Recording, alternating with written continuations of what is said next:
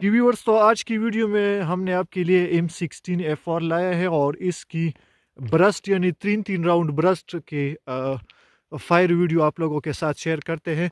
तो आइए viewers, video को स्टार्ट करते हैं। एक कोले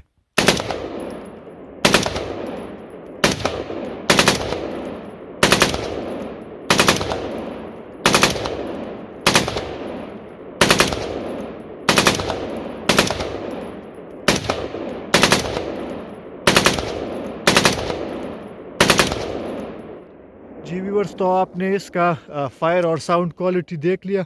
उम्मीद है कि आज की वीडियो आपको अच्छी लगी।